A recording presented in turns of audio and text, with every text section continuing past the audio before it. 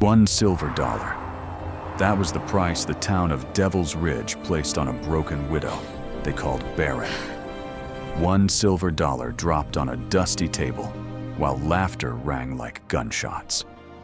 Yet from that single coin rose 7 living children, 3 legendary white horses, a hidden river that saved an entire territory, and a love so fierce it forced a gunslinger to lay down his Colt, and a desert to weep rain for the first time in 40 years. Her name was Margaret Hale. His name was Calder Boone. And the story the old-timers still whisper when thunder rolls over the ridge is this: sometimes the cheapest thing a man ever buys becomes the most priceless thing the world has ever known. Stay until the last raindrop falls. When it ends, drop your city in the comments so we can see how far $1 has traveled. You won't believe what that dollar bought until you hear what she did with it. The sun hung low over Devil's Ridge, painting the New Mexico territory blood red as October 1891 choked on its own dust.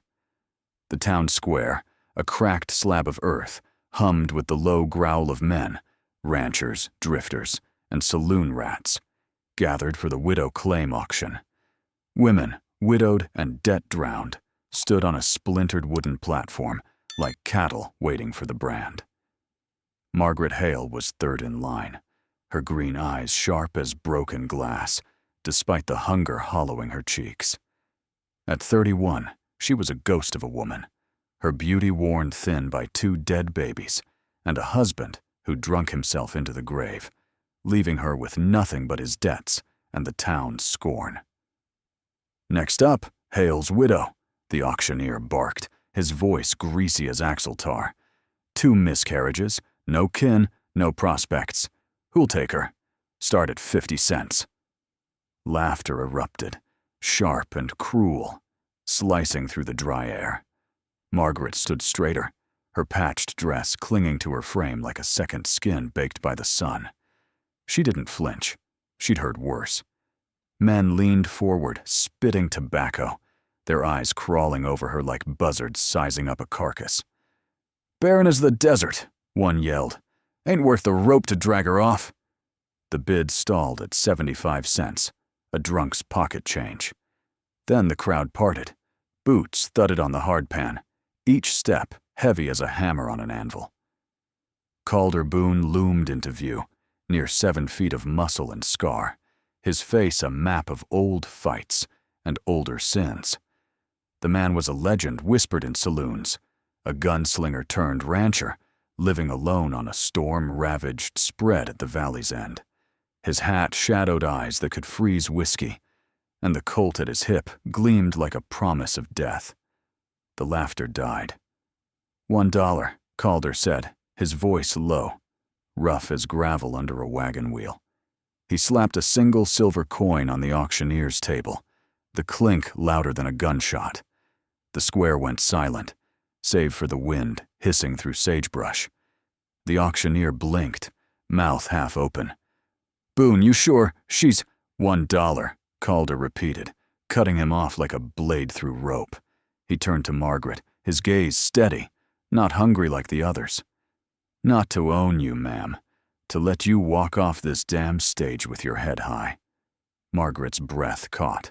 For years, men had looked at her with pity or disgust, blaming her for the babies lost to drought and fever, for the husband who'd rather kiss a bottle than her. Now this giant, this stranger, offered something no one else had, a choice. She searched his face, scarred, weathered, unreadable, and saw no lie.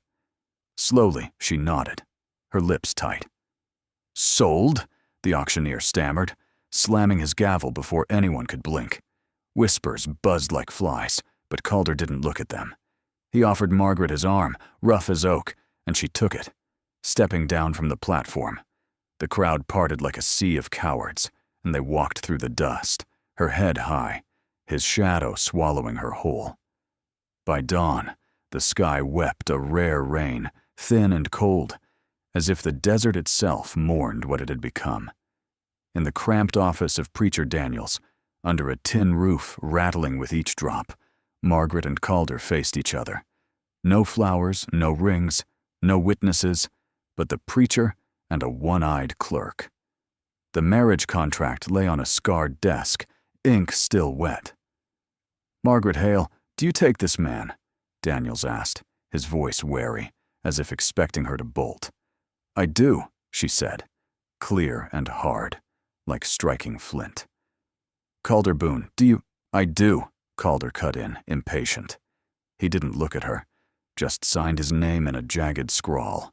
Margaret's signature followed, steady despite the tremble in her fingers. Daniels hesitated. "You may kiss the bride." Silence. Margaret's eyes flicked to Calder's. His jaw tightened, and without a word, he extended his hand. She took it, her calloused palm meeting his, the grip firm as a blood oath. The handshake sealed it.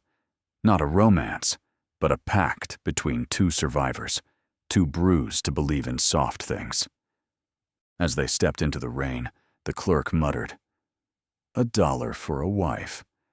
Boone's either mad or desperate. Margaret didn't hear him. She felt the weight of that silver dollar, not in her pocket, but in her bones.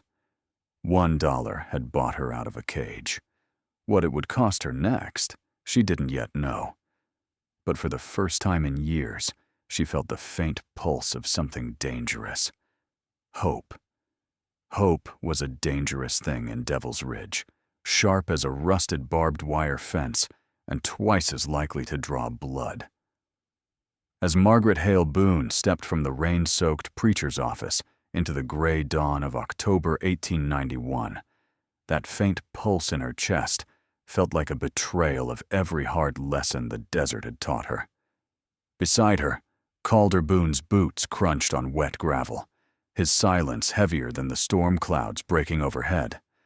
They climbed into his battered wagon, the mule snorting at the cold, and rode toward a new life that neither fully trusted.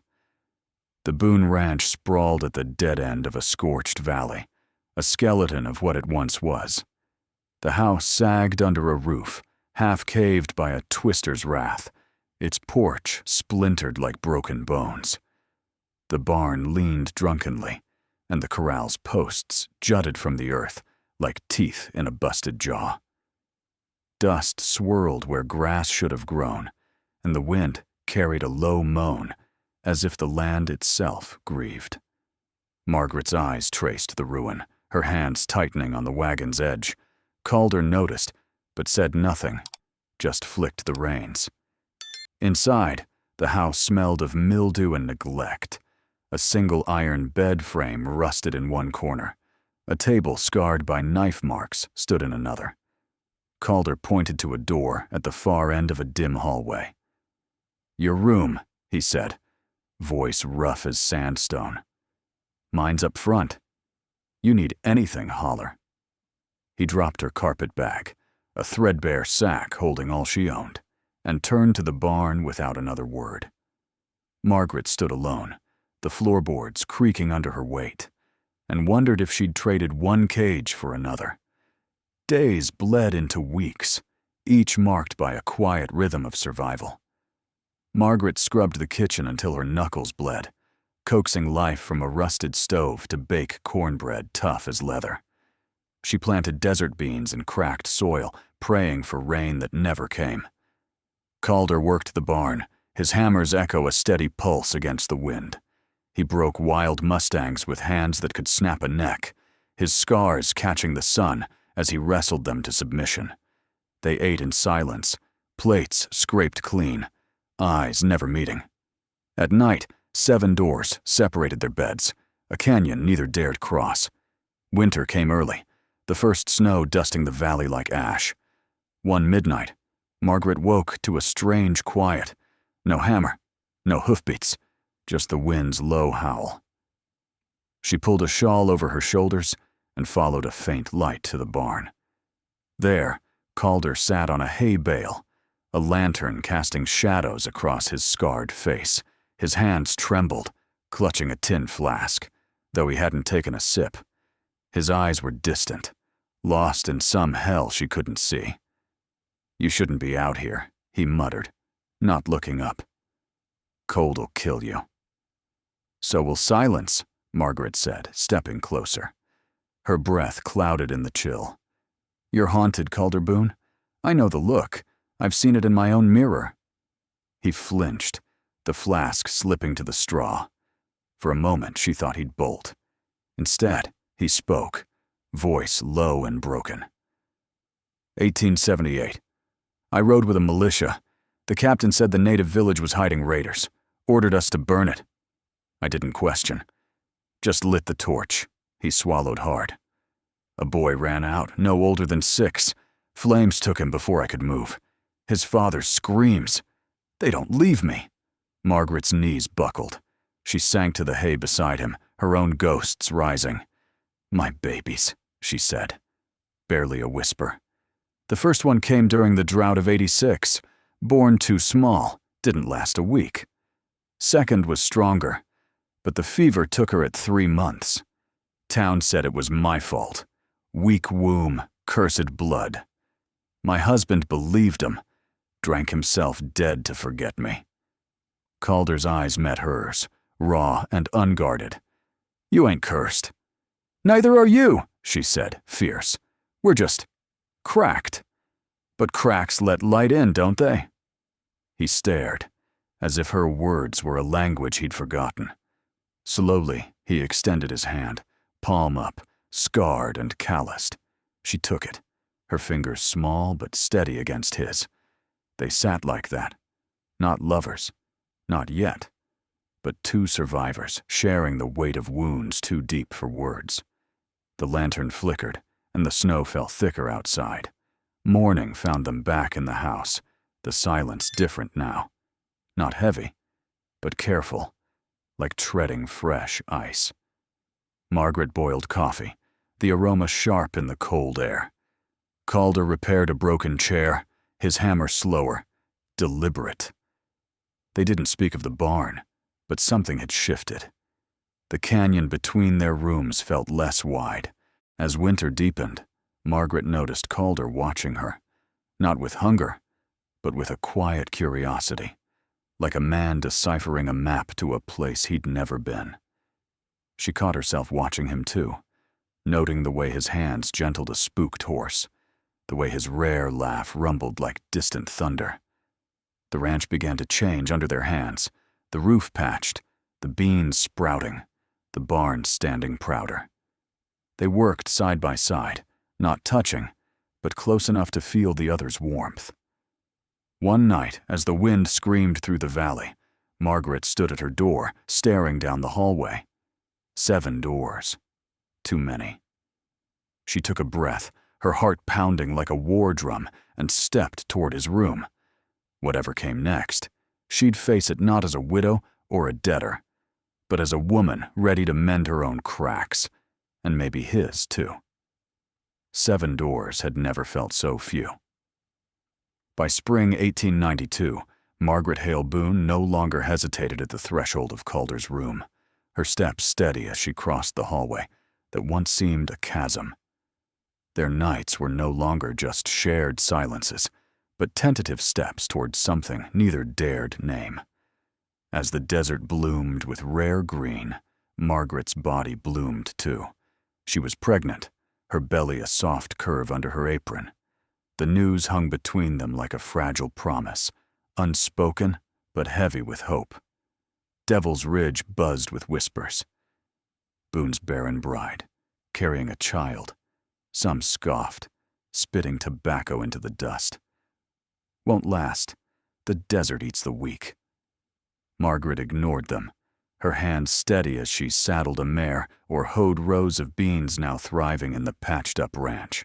Calder watched her closer now, his scarred hands gentling when he helped her lift a water bucket, though he never spoke of the fear in his eyes.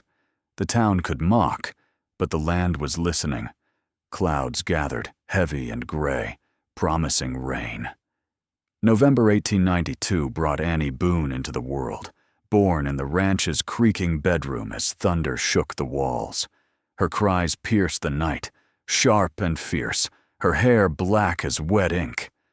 Margaret clutched her daughter, tears mixing with sweat, while Calder stood frozen in the doorway, his massive frame trembling.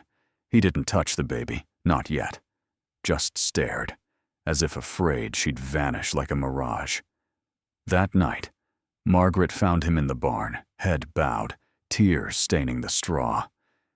"She's real," he whispered, voice cracking. "She's ours," Margaret said. Nothing, just rested her hand on his shoulder, letting the moment settle like dust after a storm. The ranch thrived with Annie's arrival. Margaret bred a small herd of mustangs, their coats gleaming under her care, while Calder rebuilt the corral stronger than ever. Annie grew fast, her dark eyes tracking her mother's every move. But the desert was no gentle cradle. By summer 1893, the skies turned traitor, swelling with water until the Redwater River, usually a sluggish trickle, roared to life. The flood came at midnight, a wall of mud and fury that tore through Devil's Ridge like a vengeful god. Calder woke to the screams of horses and the crack of splintering wood. "Get to high ground," he bellowed, yanking Margaret from bed. She scooped Annie into her arms, her heart hammering as water surged ankle-deep through the house. Calder didn't hesitate. He plunged into the night, his lantern a flickering beacon in the chaos. Margaret climbed the ridge behind the ranch, Annie wailing against her chest, and watched her husband wade into hell. Calder hauled men, women, and children from the flood's grip, 42 souls by dawn, including a native girl from the edge of town, her braids plastered to her face. He tied ropes to trees, swam through currents that could snap a steer's spine, and carried the weak to safety. His Colt stayed holstered. Tonight, his hand saved instead of killed. Margaret stood on the ridge, rain blinding her, praying the water wouldn't claim him too. When he staggered back at sunrise, soaked and shivering, his eyes were wild. He sank to his knees before her, the words spilling like the river itself. "That girl I saved. She looked like him. The boy from 78. The one I burned." His voice broke, raw with guilt. "I can't undo it, Margaret. I can't." She knelt in the mud, Annie still in her arms, and gripped his face. "You saved her tonight. You saved them all. That's what matters now." That night, as the ranch dried and the town mourned its losses, Margaret felt a new life stir within her. The flood had taken homes and livestock, but it gave them a second child, conceived in the shadow of redemption. Calder slept beside her, his hand on her belly, as if anchoring himself to the future. Folks, stories like this, of grit, guilt, and second chances, are why we keep this channel alive. If you're moved by Margaret and Calder's fight, hit that subscribe button. It's free, and it helps us bring more tales from the dust and blood of the frontier. Drop your city in the comments, too. Let's see how far this river carries their story. The flood changed Devil's Ridge, but it didn't soften it. Whispers grew darker, and eyes turned to the Boone Ranch, not with scorn now, but with envy. Margaret's mustangs were too fine, her family too lucky, and in the shadows of the valley, old grudges stirred, waiting for a spark to ignite them. Envy is a dry wind in Devil's Ridge. It blows quietly, but it strips the flesh from bone. By 1894, the Boone Ranch no longer looked like a graveyard. The house stood straight, the corrals held tight, and 3 snow-white mustangs, ghosts on 4 legs, grazed the new grass Margaret had coaxed from the soil. She had bred them herself, line-bred from a single captured albino mare and a black stallion Calder broke the year Annie was born. Folks came from 3 counties just to stare at those horses. White Lightning, they called them, worth more than most men earned in 5 years. That was the mistake, letting the town see something worth stealing. One moonless night in early spring, the Willow Riders rode in. 6 hard cases, masks cut from flour sacks, smelling of whiskey and old hate. They cut the fence, slipped into the corral, and walked the 3 whites out like they owned the night. Calder was away driving cattle to the railhead. Margaret woke to the soft hoofbeats and the creak of saddle leather. By the time she reached the porch with the Winchester, the dust had already swallowed them. 3 days later, a bill of sale turned up at the sheriff's office, signed Calder Boone in a drunk spider scrawl, selling the whites to Emmett Hale, Margaret's dead husband's brother, for the price of a used saddle. Emmett smirked in the saloon. Family keeps it in the family. The trial was set for May, in the clapboard courthouse that smelled of sweat and cheap tobacco. Margaret walked in wearing black calico, hair pulled tight, chin high. The gallery was packed shoulder to shoulder with men who'd laughed at her auction 3 years earlier.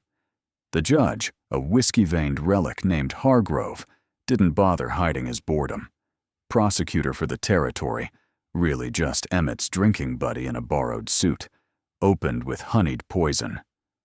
Gentlemen, we all know Mrs. Boone's history. 2 stillborns, a husband who drank himself dead. And now she claims to own stock worth thousands. Perhaps the lady's grief has clouded her judgment. Margaret didn't blink. When her turn came, she walked to the stand like she was stepping onto her own porch. She laid out breeding records, bloodline charts, and photographs she'd paid a traveling man to take. Then she called her witnesses. First, Preacher Daniels, Bible in hand. Calder Boone paid every debt the flood left behind, including mine.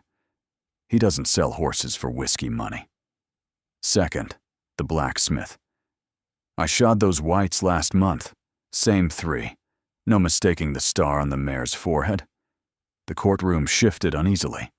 Emmett's lawyer sneered. All this proves is a woman meddling in men's business. Then the doors creaked open, and every head turned. Little Cedar walked in slowly, braids silvered, face carved by 60 winters. The father of the boy Calder's torch had been taken in 78. Silence fell like an axe. He carried no weapon, only a rawhide pouch.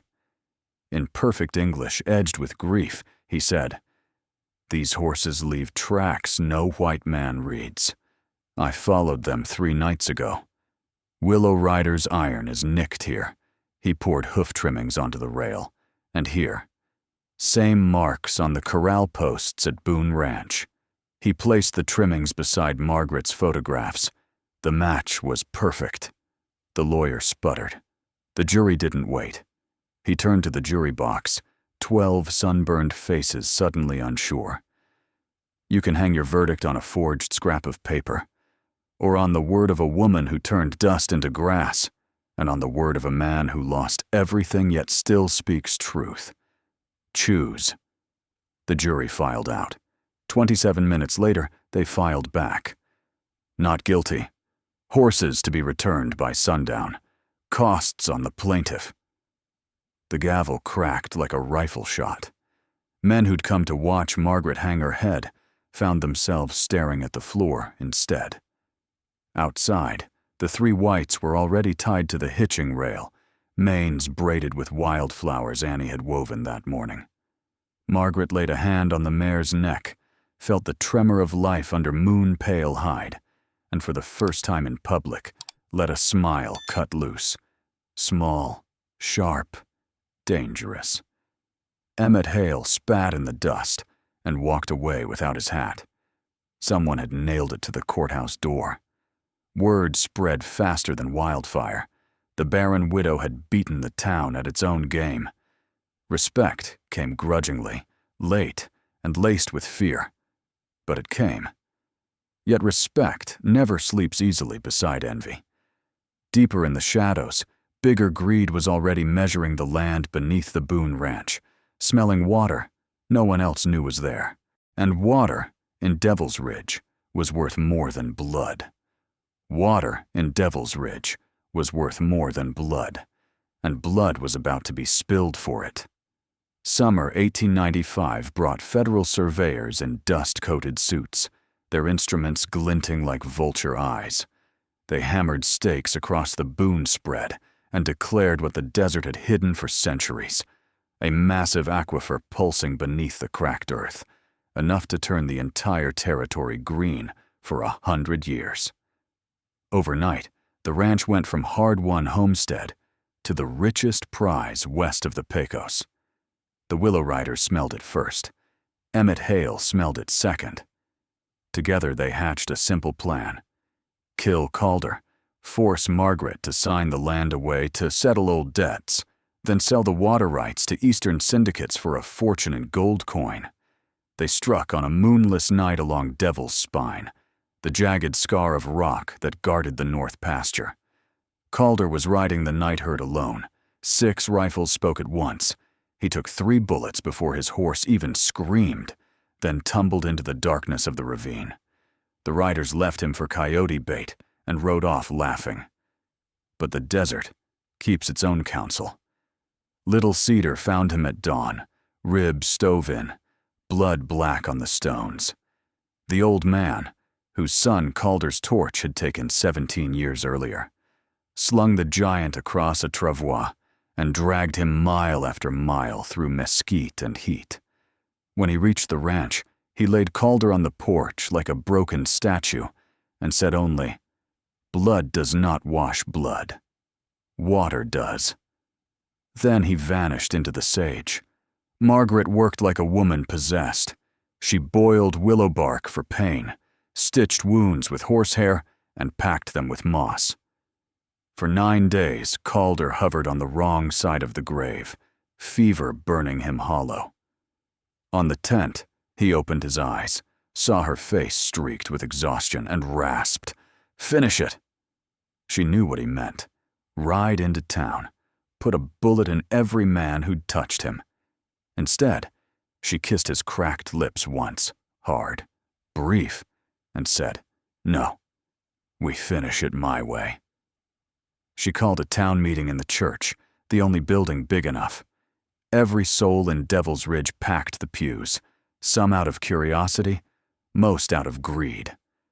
Margaret stood at the pulpit in the same black dress she'd worn to court, belly swollen with her 4th child, and laid out every piece of evidence, the survey maps, the forged deed already drawn up in Emmett's hand, the spent cartridges bearing Willow Rider markings. When voices rose to shout her down, Little Cedar stepped from the shadows again, silent, terrible, and the room went still as death. The sheriff, cornered by his own cowardice, arrested the 6 riders before sunset. Emmett Hale was run out of the territory, with nothing but the clothes on his back and a brand burned into his saddle reading "Thief." Calder healed crooked but alive. He never drew his Colt again. Little Cedar's words had sunk deeper than lead. The years that followed were fierce and fruitful. 1896 brought twins Samuel and Grace, born the night lightning split a dead cottonwood, and rain finally hammered the tin roof like bullets. 1897 gave them Elijah, then took Rose before her 1st birthday, diphtheria, swift and merciless. The whole town, white and native alike, rode out with lanterns and shovels. No one spoke ill of the Barren widow that week. 1898, Micah, red-headed and loud as a Comanche war cry. 1900, Lily, the last, was born the night the sky opened in the heaviest rain the territory had ever seen. Water ran ankle-deep through the house. Margaret laughed through the pain and told the midwife, "The desert's paying its debt." 7 children in 8 years, 1 angel in the ground. The ranch grew with them. White horses multiplied, cattle fattened. The house rang with boots and Spanish and broken English, and the laughter of kids who knew no fear of drought because their mother had stared it down. Calder Boone died quietly in his sleep one October morning in 1900, 60 years old, hand curled around Margaret's, as it had been since the night in the barn. When she opened his shirt to wash his body, she found the silver dollar, their silver dollar, polished mirror bright, resting against his heart on a rawhide cord. He'd worn it every day for 9 years, hidden under flannel and scar tissue. Margaret buried him on the ridge overlooking the ranch, the coin placed in his hand so St. Peter would know the price already paid. She lived on for 41 more years, raising hellions into good men and women, turning the ranch into a haven for every beaten wife and orphaned child the territory spat out. The white horses became legend. Riders came from Santa Fe to buy them, and every contract was signed by Margaret's steady hand. In 1941, at 81, she died on the porch during the first real rain in 3 years. Children and grandchildren ringed her chair. Before the light left her eyes, she pressed the silver dollar, now worn thin as a communion wafer, into Annie's palm and whispered, "Tell them the desert didn't buy me. I bought the dessert." That night, the sky cracked wide. Rain fell for 7 days straight, filling arroyos, greening mesquite, drumming on tin roofs like applause. Old-timers say when thunder rolls over Devil's Ridge, you can still hear it. The echo of one silver dollar dropped on a table, and the sound of a woman who turned a price tag into a prophecy. 7 children, 1 coin, a lifetime of rain, and the desert, for once, kept its mouth shut and let her win. That was the legend of Margaret and Calder Boone. 1 silver dollar that bought freedom, 7 children who tamed a desert, and a love that outlasted every bullet, drought, and lie the frontier could fire at them. Now it's your turn. Drop a comment. Which moment hit you hardest? The auction, the courtroom, the night Calder laid down his gun, or the rain that finally fell when Margaret left this world? Tell me your city, too.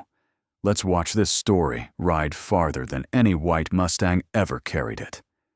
Thank you for riding through the dust and thunder with me.